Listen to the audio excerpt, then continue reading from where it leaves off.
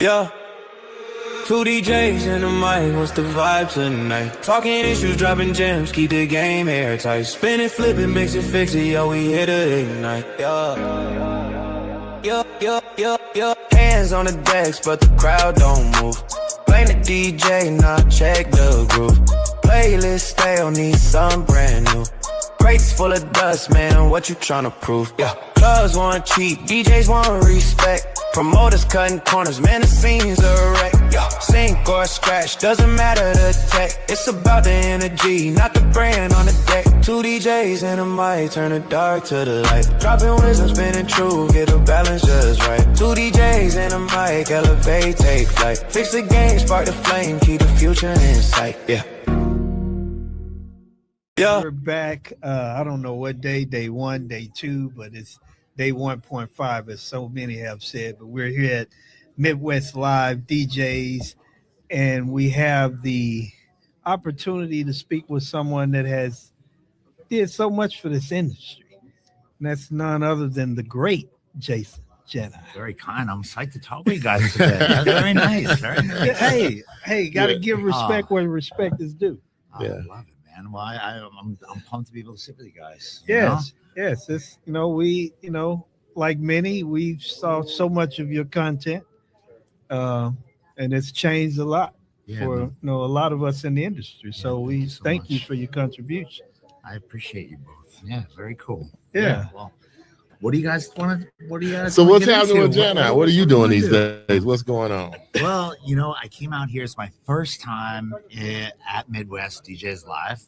I'm so excited to be here. Okay. And I was given the opportunity to close out the show and give a little presentation tomorrow afternoon. And I'm going to be talking a little bit about differentiating yourself and trying to stand out in the sandbox we all play in different ways. I like that. So with that, what is it that motivates you at this point, at this stage in your career? What is it that allows you to keep doing it? So I honestly think that, excuse me, I honestly feel that I'm a forever student of the class, of the craft. Okay. And I'm obsessed with culture and people and stories.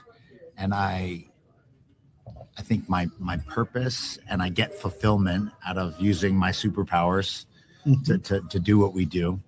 As a DJ, as a business owner, I feel like I've done a lot of things I'm super proud of. And I think it would be a shame to work within the space that we all work within, and to do some things that a lot of people aspire to do, and not to give back and share to push it forward. Oh, see, when I came up, no one shared.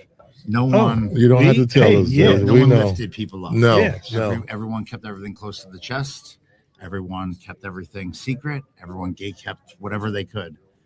And through a lot of trials, struggles, obstacles, issues, I feel that, like I've learned a lot.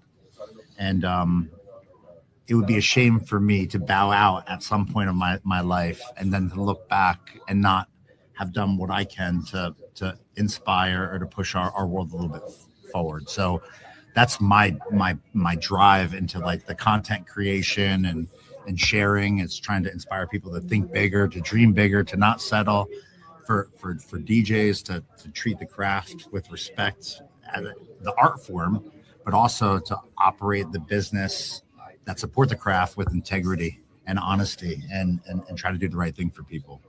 Wow. A lot there. There's a lot there. Yeah, there's a lot there. I can sit here with you guys all day. Hold on, let me get a little bit more comfortable here. Let me get a little comfortable here. With saying that, so who would you consider to have been like a mentor or someone you looked up to, or what you tried to shape yourself and your company that you have, SE?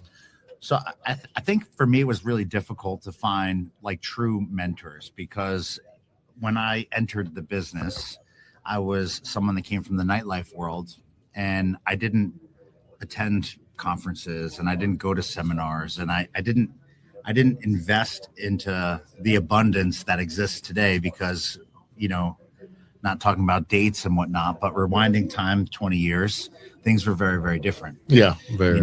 And I didn't even know places like this existed. Yeah. And if they did exist, it was very, very different. Yeah.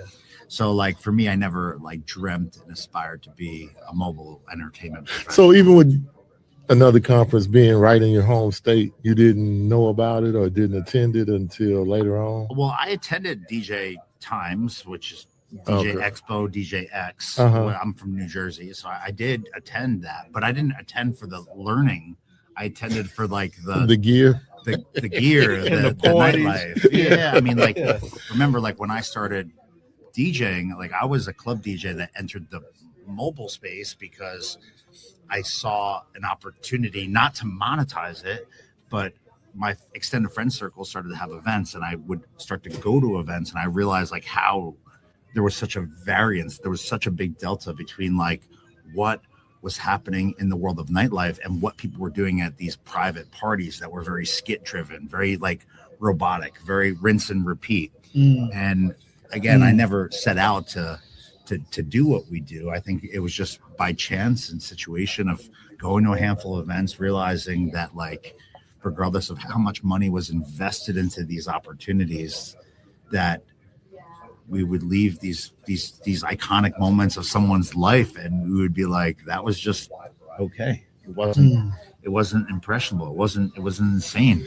It wasn't playing music that was relevant. Everything was like 10 or 15 years old and crusty. The DJs were not like on point. Like nothing made sense, and everything was like a routine or an interaction to get engagement. Coming from the nightlife world, like people would come and you don't have like a pre-cooked set. You would play with what you were given that night in terms of people. You adapted your music around the crowd in front of you based on like the context of who was there, and that became kind of like the baseline for what became SCE, which, fast forward 20 years or so, like, although I never wanted to do what I do, I believe I was put on this planet to do what I do, and it's a different place to be. Because I've heard your story before, and you talked about you were doing something totally different, and next thing you know, you were in the DJ industry. Yep. Yeah. So how did you stumble upon or get involved with Mobile Beat back in the day? Because that's when I first met you. I saw you in 2016 when you were on stage talent for Mobile Beat. So how did that happen? So that was probably just context. So I started with Mobile Beat in 2015. That was the first year. So 1 year before I came. And my company had been an entity that was legitimate for just about 5.5 years at that point. Point in time reference, like I started my business in 2009. I already had been a DJ that had worked in different frameworks of private events, but get back to the integrity and the honesty and the business part of it. Like not everything for all people is operated with the same ethics or mindset. And I was a DJ that worked in the clubs, and I was on the radio, and I was doing all this stuff while I had a full-time job. And I started to realize that, there was opportunities that were, from a business perspective, were not coming through the way they probably should have. And eventually caused me to kind of go off and start my own kind of experience, which wasn't meant to be a company. It was just me doing my own events. After starting what now is SCE and starting to fly a little bit, a lot of opportunities started to come my way because I was very proactive on sharing content that I would capture at events. I became relevant to a lot of people because I found this new platform called YouTube that a lot of people weren't investing their energy into. And I started to put what's now known as a vlog or a vlog out way back when. And I would put these recaps of videos and the reason why I did that is because in my world, it was very difficult to compete with these established entities with infrastructure, with process, and that had financial means. Yes. When I was like doing this kind of like bootleg myself, like I didn't have help. I don't come from a family that has money. Like we grew up in very hardworking folks, and I tried to use my skill sets and the things that I had access to show off the differences of what I was able to do. And my idea was everyone would get to this point in the conversation where they would ring me and be like, hey, I heard about you from this person, but I go to your website and there's not a lot of stuff on there. And it looks like you kind of made it yourself. And it was amateur hour. Yeah. But like the results of the parties were not in line with what the experience was after the fact. So I got the idea driving home from my day job, and I passed a Best Buy, and I got the idea literally sitting in traffic. What if I got a camcorder and I set it up behind me and I showed what I was doing at these parties? So next time someone comes to me saying like, hey, I would love to see you at an event, or I heard great things, but now I can put them to this new platform called YouTube, and I could show them what the actual parties were. Like, this is really what I played, which was what was on radio, what was being played in the clubs. And it didn't matter who they were or how old they were losing their minds to it, as opposed to like the people that had the pre-cooked show me love into, finally into the same old stuff that had been, at it for a long time. And that's what literally changed my life. And after I started my business, it took about 2 years for me to kind of go through the hustle of chaos to make the difficult decision. And I devastated my parents, and I left my full-time path in the world of data engineering to dive into this. And it was because I had built a little world. So how I got to Mobile Beat was, I was sharing content, and I had earned a lot of respect from a lot of different people. And I'm someone that kind of says it how it is. And I try to not sugarcoat things, and I try to just keep it real and keep it honest. And I was presented with an opportunity. Jeremy Breck, who obviously has been involved with this show in different capacities, Bill Herman, who has been involved with the show in different capacities, they had come to me saying, Mobile Beat, we're not really sure where it's going. The attendance is down. What do you think we could do to maybe? So what you didn't exist before you came on board? They had no on stage. Yeah, I was the first to do it. So I did that first year 2015. We brought in some extra special entertainment, and then after that year, Ryan, who owned the show at that time, offered me the opportunity to be the quote unquote entertainment director. But the caveat was I had to stay on as the onstage performance DJ.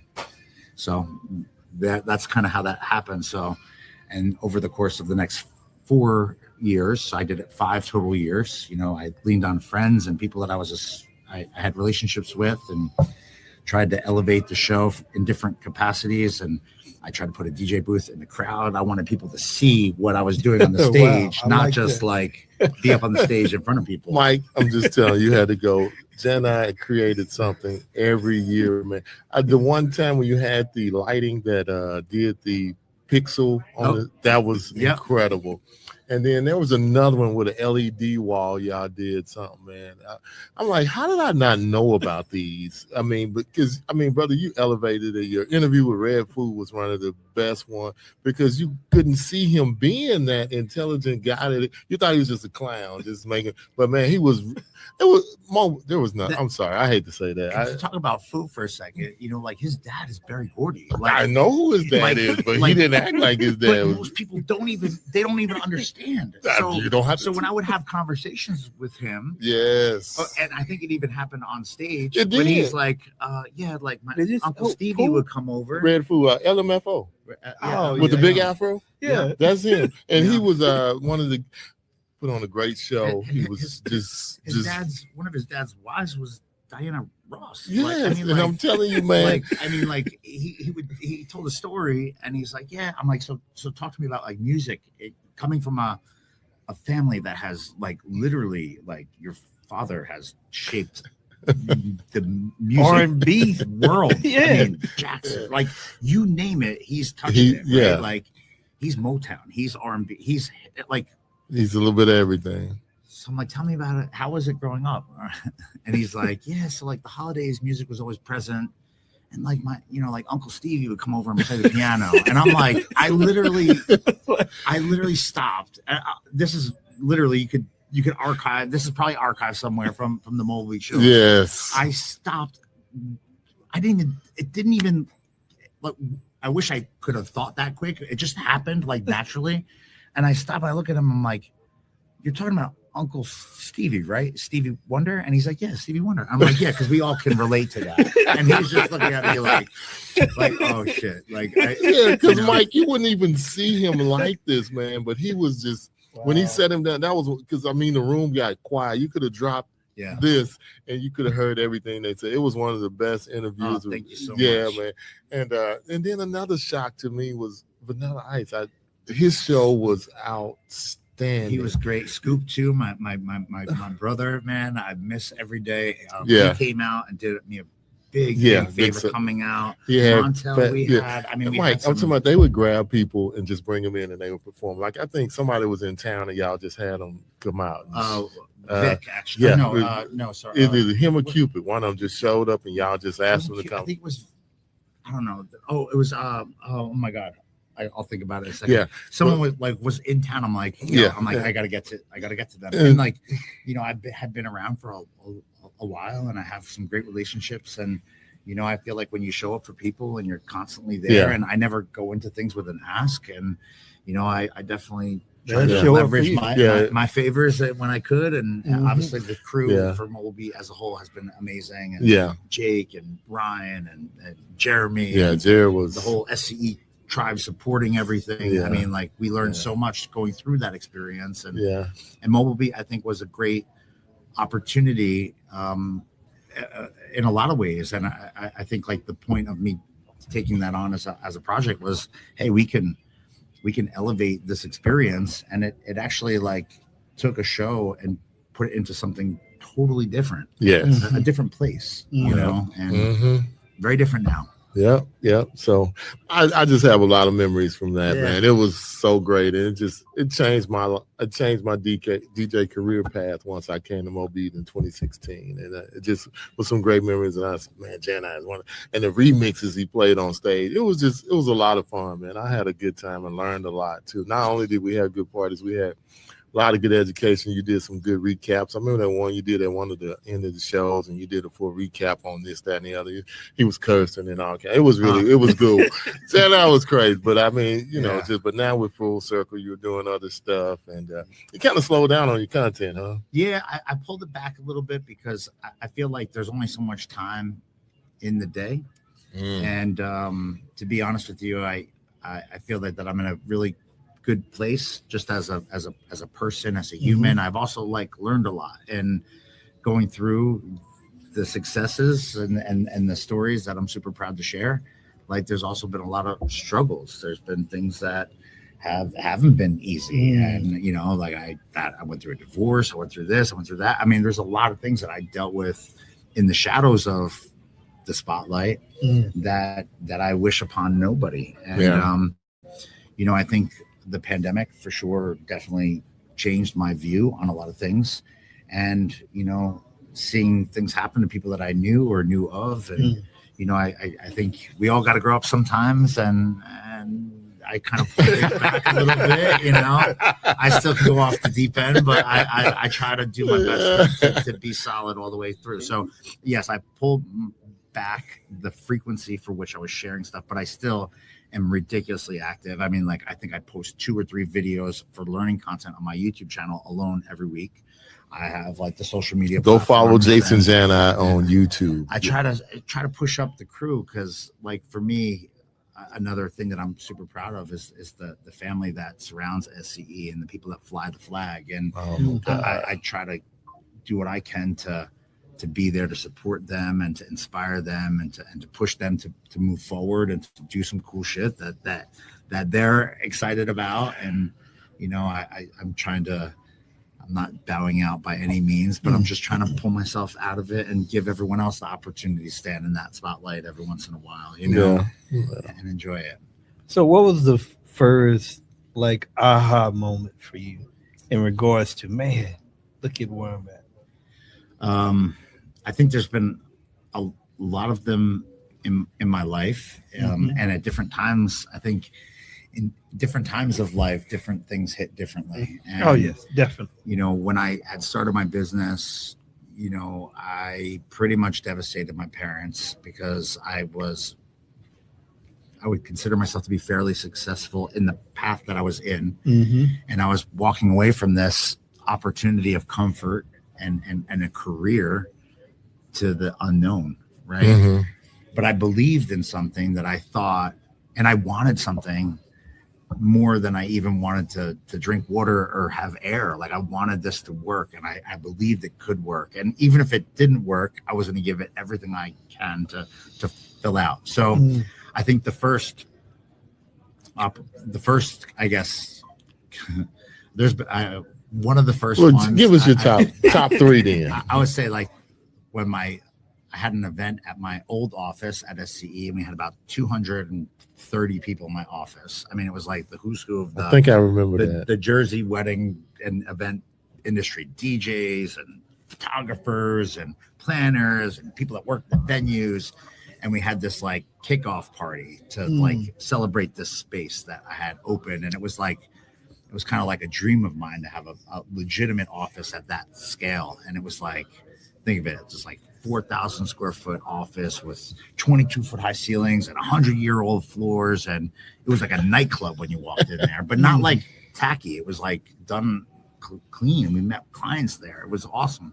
I had this event, and my parents came to the event. And although they never accepted it, you know, afterwards, literally the next day, my dad came back to the office, and there was a bunch of people in my office, and Bree, who was someone that supported me for a long time, used to have her desk right outside of my office. And I could hear my dad talking to Bree and the couple that I had just met with. And I heard him say like how he was so proud of me. Oh, wow. And that to me was like, it hit on like a level. My dad and I have a great relationship, but we've never been that like, like we just, it's different. Like, you know, it's more that macho. Respect. It's just different. It's like a man's man, you know, like my dad's a good time. He's a good vibe. He gets along with everybody, talks to anyone. And I've always had a great relationship with him. But to hear him say that was like, it like changed my whole world. It gave you permission. Yeah. And obviously there's like tons of people like of celebrity status that I've worked for and worked with and been around that, you know, sometimes something could happen or you're in the situation and you're looking at who's in the room and you're like, wow, like this is insane that I'm here right now. You know, how did I get here? So I think there's that. I think the my dad's story is by far probably the one that connects the most to me. I've seen a couple. I would say Philly Super Bowl win. That was a surreal moment. That was a surreal moment. I think I went through that one with you. I was like, look at Jani, man. DJing for Philly for the championship. You did that first one, though, right? The first one, it was Cardi B. Yeah, man. It was Diplo, and it was me. And, it was wild. I was like, look at Jason, man. I've done a lot. I mean, I got to do buy some connections in our industry. I got to do a really cool party for Julius Irving. Oh, and wow! That Doctor. Oh, man! And that event was hosted. That event was hosted by Shaquille O'Neal. Oh, wow! And, who's also a DJ. Oh, yeah. So I'm in this room with NBA royalty, and I'm probably the only white dude in the room. And How did that feel? I'm like, and I'm playing throwback R&B, and I'm playing the original samples, and I'm like moving music, and I look up, and everyone is like, kind of just like looking at me like, what the. Same thing I said when I heard you play the first time. Not a bad way. Yeah. They just feel like, what's this dude doing? And I look up, and this is a true story. And I look up, and I see Shaq sitting at a table like 3 deep from where I was. and he's looking at me like this, Like, yeah. Check. like stone cold, and he's a big man. He's a Yes. big man. Yes. So I'm like, bum, bum, bum, bum, bum. I'm like, don't look. He's not gonna get me. And I don't remember what I played. I think I played like I was like Old Michael and Gap Band. I was playing like all, and then I played like Jagged Edge, and I played like a 112 record, and then I was like moving stuff, and I look up and I see his, I don't know if it's his wife or his girl, I don't know, whoever he's there. Probably Jani then. Yeah. So she's like singing like that, and she's like dancing in her seat, and she's like half his size, and I'm like, don't look at him, and I'm like 2 records further, and I look up, and I look over, and I see Shaq like this, me mugging, but like this. The diesel. And I was just like, and I'm like, got him. That's what I'm saying to myself. I got this guy. I got him. Yeah. And then I'm like, okay. And then I had a little bit more time to go. So like at this party, Eddie Levert played. Oh Michael my God. Phelps played. I mean, it's like big stuff. And for Julius, he loves like old school, like Earth, Wind and Fire. Like he loves like the B-side records of like just awesome stuff, soul, funk, like edge, and that's where I'm like playing. So, so I look up and I see Shaq stand up, and I see a security guard come kind of with him, and he's kind of walking his way through like the new school players that are there, and he's like dabbing some of them up and kind of like walking. He's kind of like moving a little bit, and then I look up and I'm like, he's walking towards me right now. This man is walking towards me. So I'm like, oh shit. What's my next move? What goes on now? Like, what's he doing? Like, is he coming over here? Is he going to the stage? Like, where is he going? He walks around people. He kind of like dismissed a couple people, walks right around, comes right over and goes, he's like, nice job. He's like, and he goes tight. And I'm like, I like literally couldn't even like take a breath. And then I look at Rico and John, who are my guys that are always with me, who are like behind me in like the kind of like the DJ sound area. Yeah. And I'm like, and they're like what just happened? And I'm like, did you take a picture of that? Yeah. And they were like, no, bro. I didn't know what he was doing. I didn't know what to do. So long story short, I tell the story because that day I'm like this guy, he was like in the zone, and for him to come out of his way, yeah, like that was like a moment in my life. I was like, shit. Oh, cool, wow, you know? That's cool. Long story short, goes on, hosts this event, and after the event ends, there's another DJ there.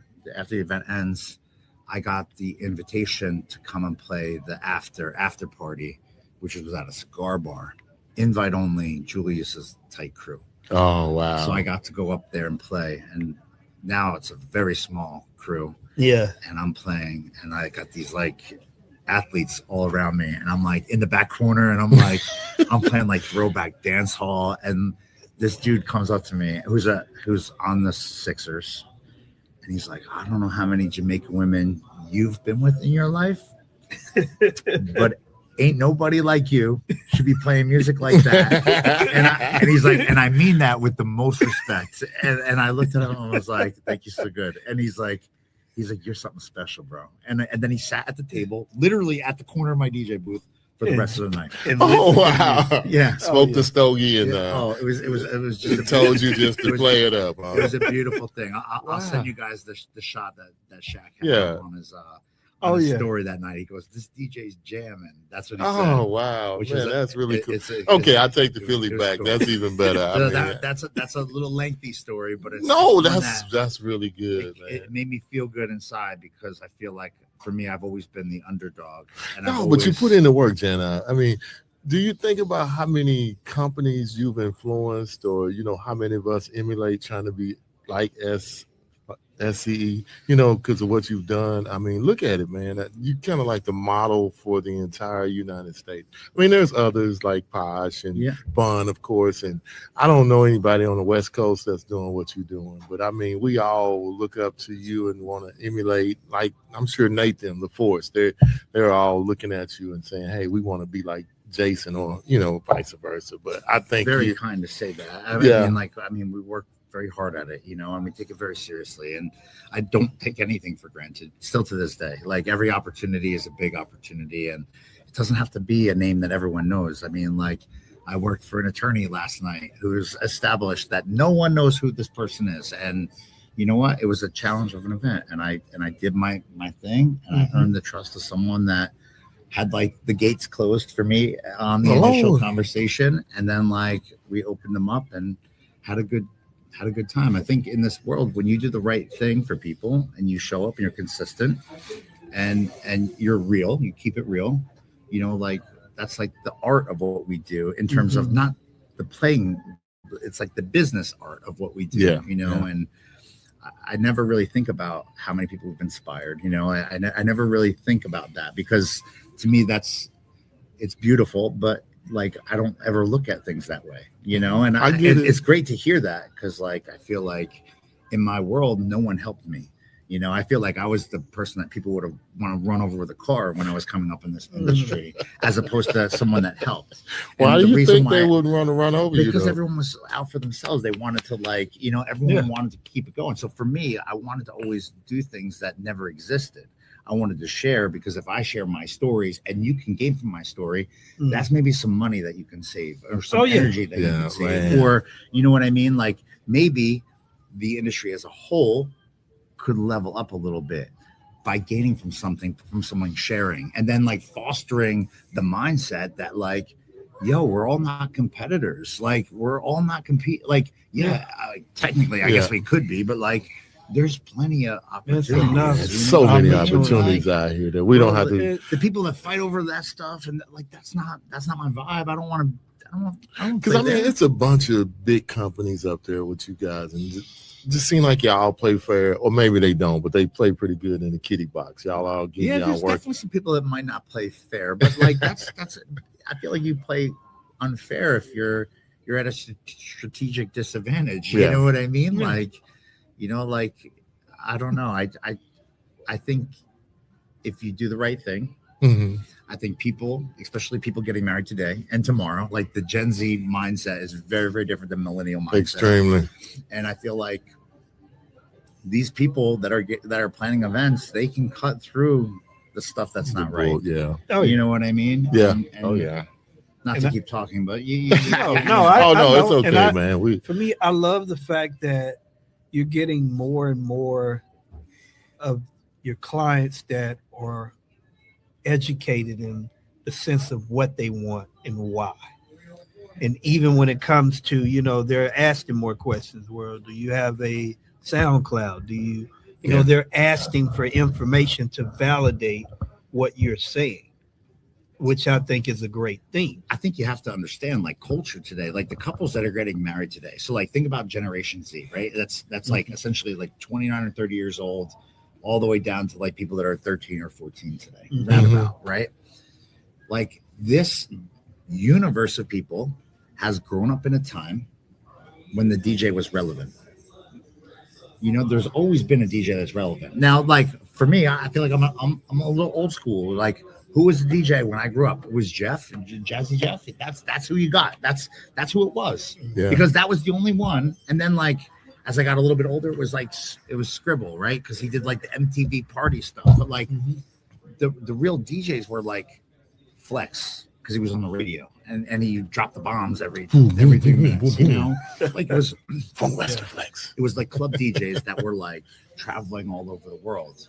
It wasn't, you know, a wedding DJ or mobile DJ. We are today, you know. And then as culture has evolved and the DJs become relevant and important to people, right? Like DJs are more relevant to this generation than bands technically are in certain circles, because they've grown up in a place where like there's always been a DJ.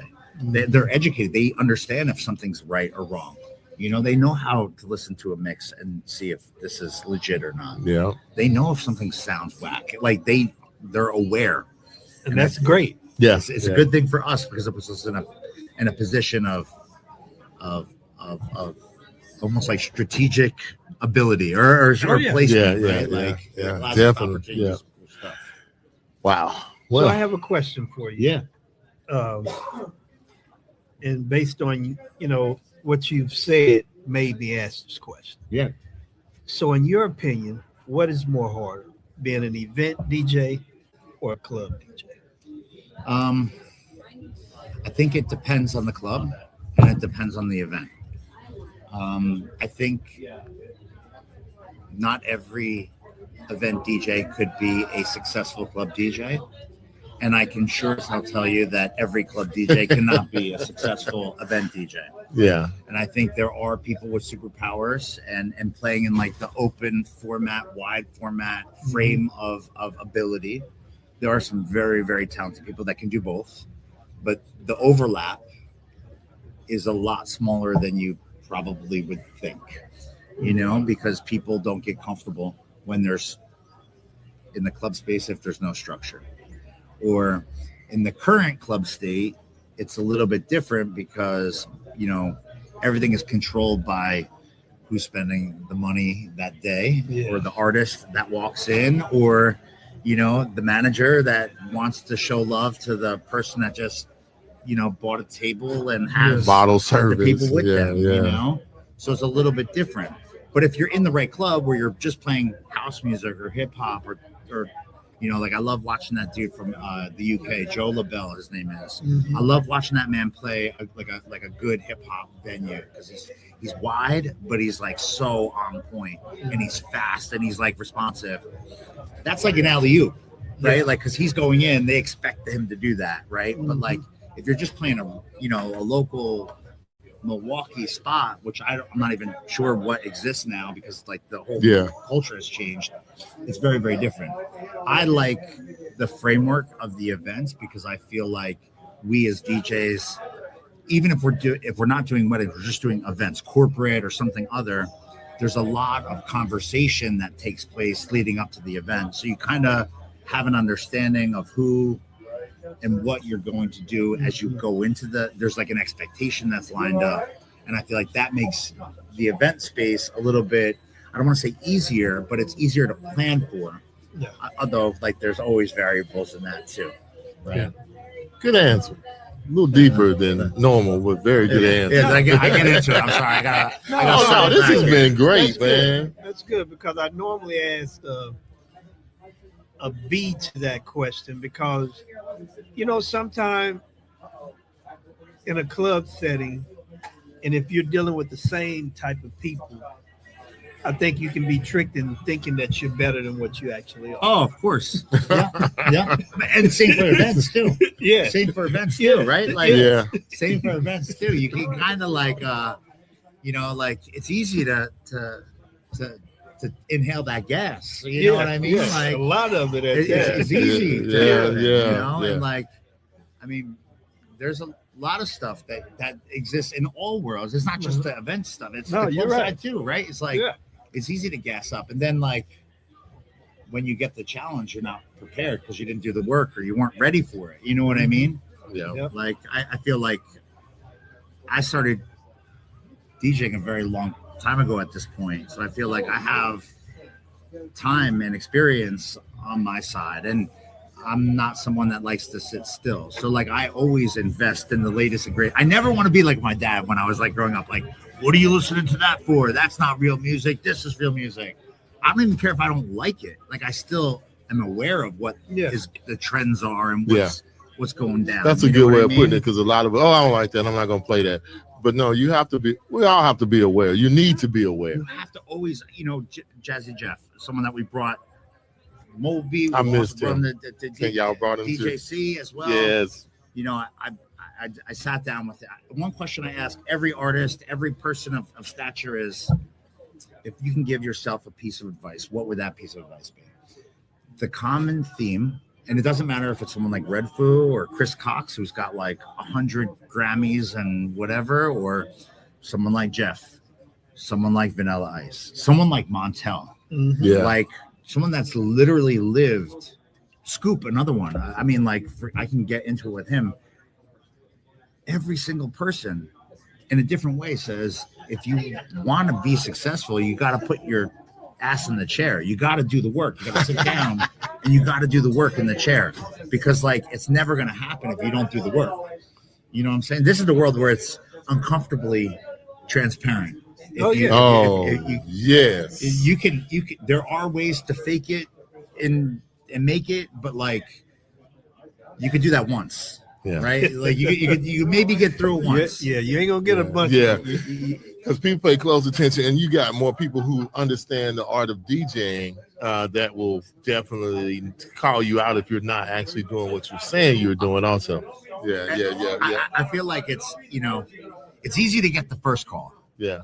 It's really, really hard to get the second call if you didn't deliver on the first call. Absolutely. So like you can open up the door, but like the magic in what we do is when the doors open and it opens again. Yeah. Or maybe you're invited now to go down that hallway and there's another door that opens. Oh yeah. Yeah. You know what I mean? Yeah. So we're going to have to reverse it. We're going to put this question on you. What would you tell young DJ Jani? You got to do the work, baby. It's easy. I got this. Put your ass in the chair, huh? You know what? I think, I'll say it a different way. Okay. So like my son is a wrestler. Okay. He wrestles in high school. He just started high school. He worked so hard. I was a wrestler when I was in high school. And I think that sport teaches you a lot about discipline. It tells you a lot about your mind. It's like being involved in a very demanding, very humbling environment everyone can learn from. Yes. I think the lesson is you have to fall in love with the sport when you don't have your hand raised. You have to fall in love with the craft when you're not being shared on TikTok or Instagram or the highlight reel is taking place. Like I'm tight with my mixes because for years, I spent time in a club that had little to no people in it, and I would sit there and play back-to-back records for hours until I was nasty.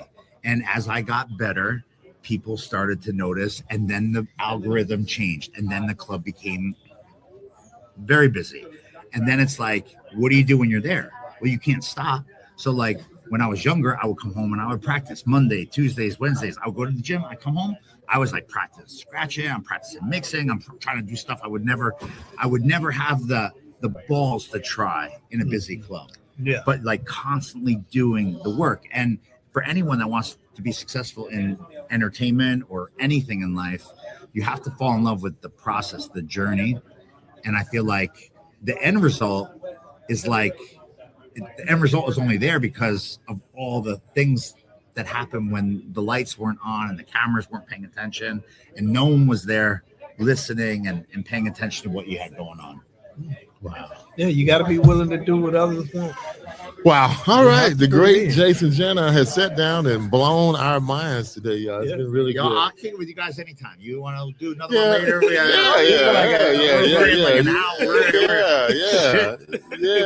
I'll get later. We're gonna have a glass of bourbon. I'll sit back down. I'll do it again. All right. I'm gonna talk a little bit about differentiation after that. You guys want to get up and talk a little bit about it? I'm down to have the conversation. Oh yeah. And I appreciate you including me into all of this, Man.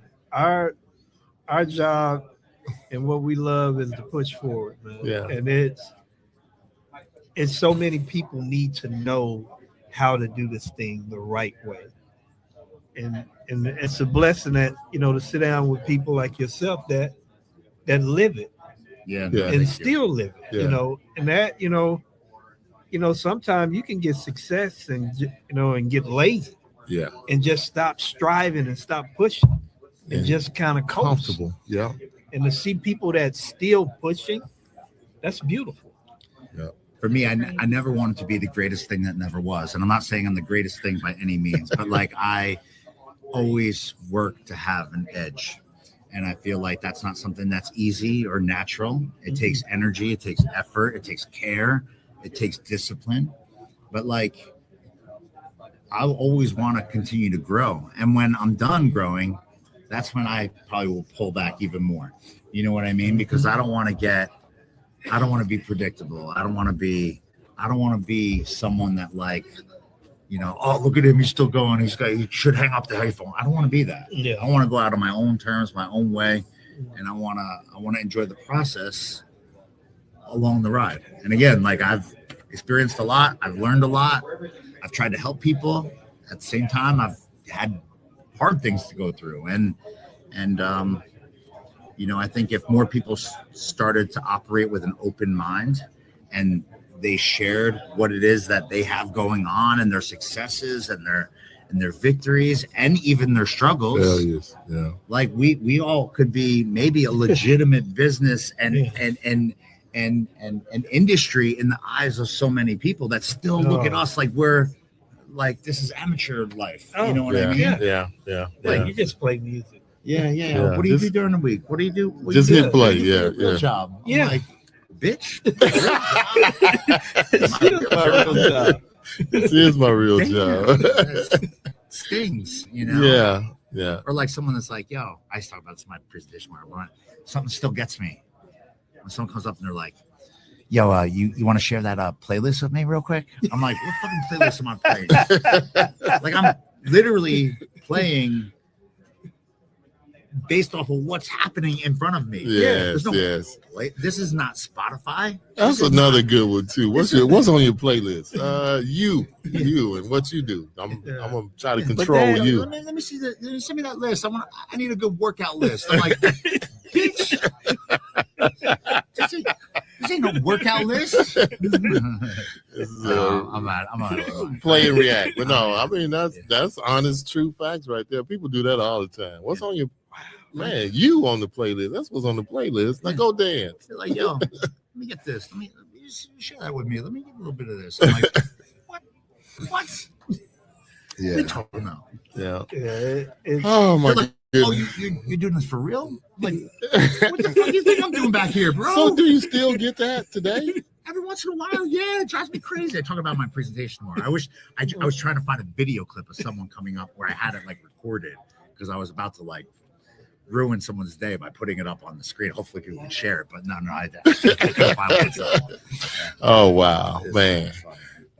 Well, hey, thank you for blessing us with sitting down with us. Thank you for doing what you guys do too. Oh, You have a lot going on, man. Yeah, You guys have built up a tribe of support, and you're doing your thing. So I'm grateful. Yeah, let's kick it with you guys. I'm grateful to sit down with the great Jensen Jani, man. One of my heroes. I mean, you call me anytime. Don't worry, I'm gonna remember that. Hey, Jason, Bill, turn this off. I'll give my cell phone number. Otherwise, everyone watching this, you hit me up on Instagram. Just hit me up there. Yeah. I had a wedding in New York one time. I almost called you, but I got Jeff from Canal Street to do it for me. Oh, okay. Yeah, so that's where I got my first set of turntables. See? Yeah. Yep. I literally took a train. I live by the beach in New Jersey. Central Jersey is like an hour outside of the city. I took a train there when I was a senior in high school. Right. So you had the love before you went to college and everything. So you already had the love. Yeah. So for me, I was originally planning to go to school and wrestle and do education stuff, but the cards didn't land the way that I planned. Yeah.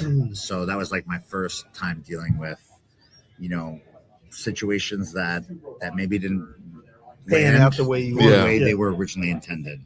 Yeah. And I was lost for a little while trying to figure out where I was going to go. Yeah. And music was just something that I became obsessed with because I went to a club and I remember walking in and I remember seeing the people and the girls and the guys and the smells and it was like a teen club. There wasn't maybe there was alcohol. I wasn't even there for that.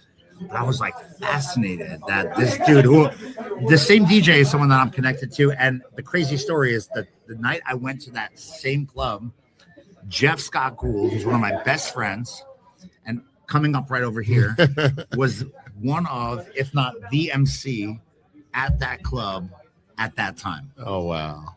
In high school. And I was there just for whatever. And he was there because that's what he did all the time. and how worlds align. But I fell in love with.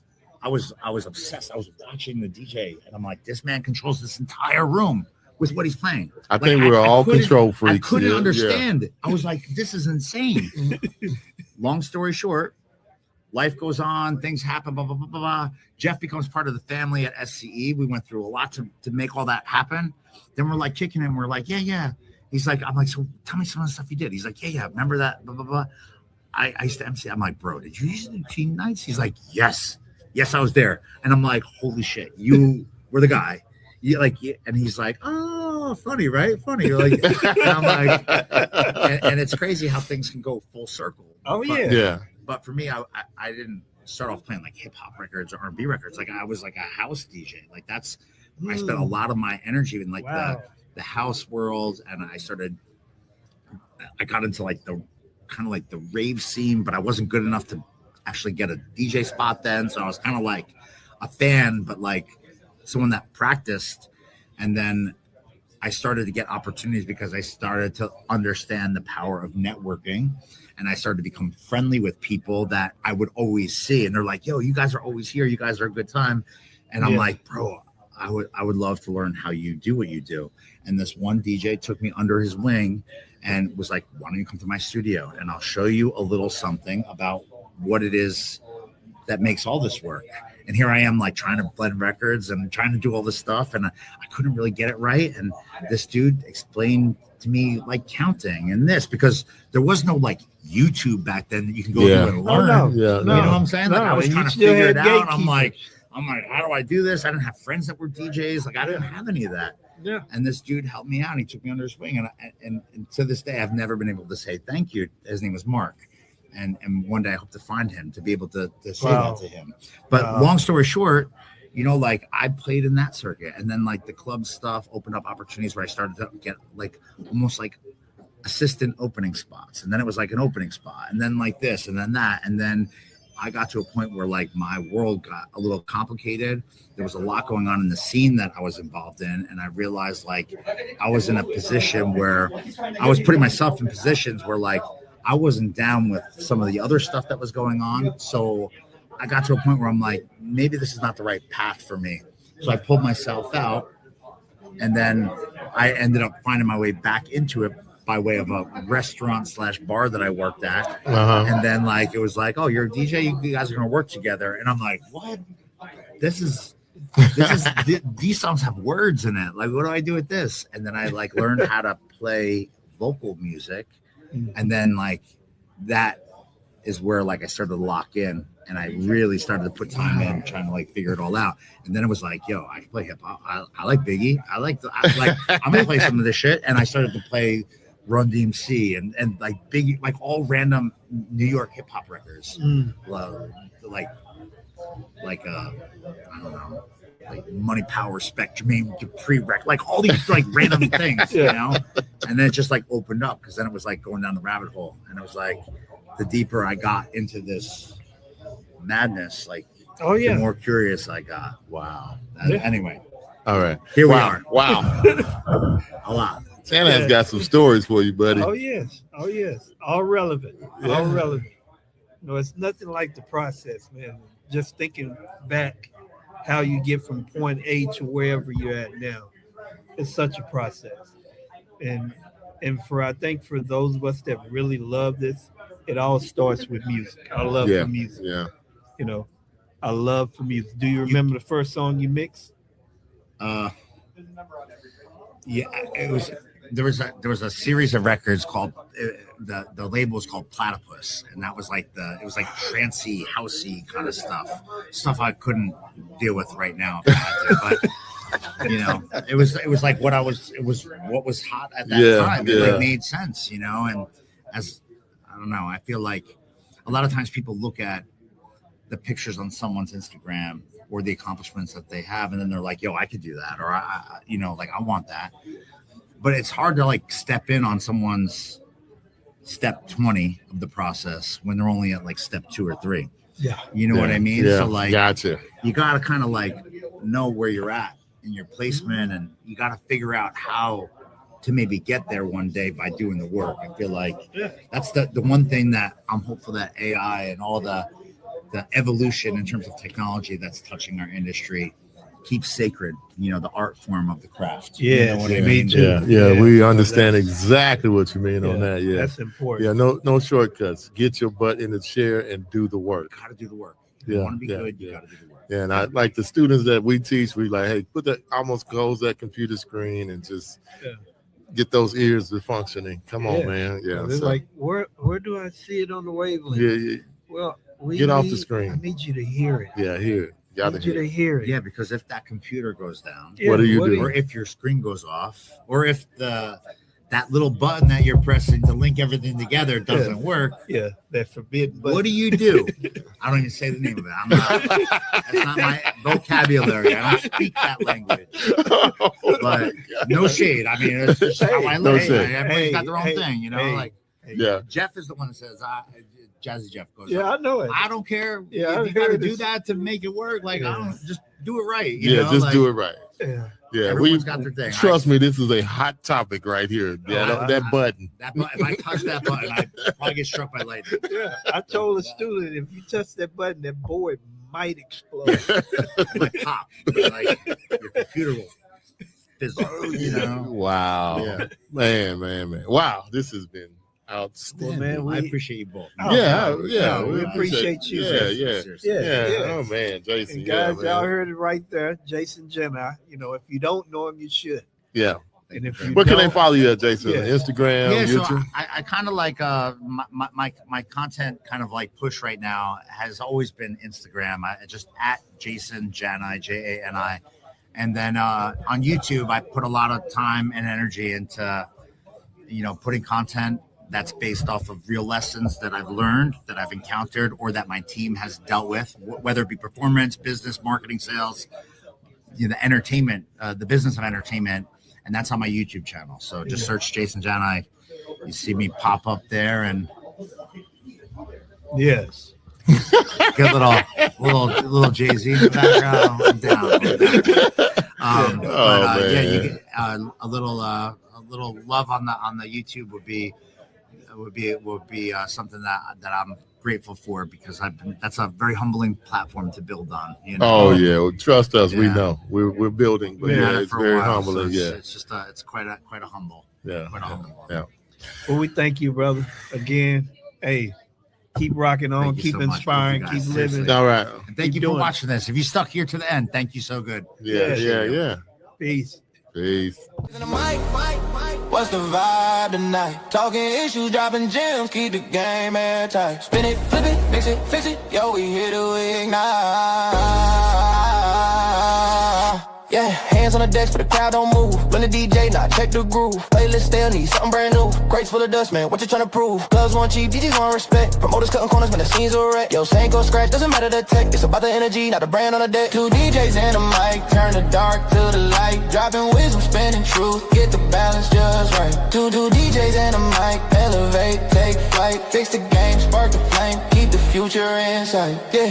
Fake followers and played streams. They chasing clout but killing dreams. Then he's playing politics, killing the scene. But we bring solutions, not just a meme. Pay the DJ, they the life of the spot. Don't let the booth get cold when the dance floor's hot. Respect the craft, don't reduce it to a bot. It's an art form, now they get the time forgot. Hey, dynamite, oh. Hey, dynamite, hey, dynamite, oh. Hey, dynamite, awesome.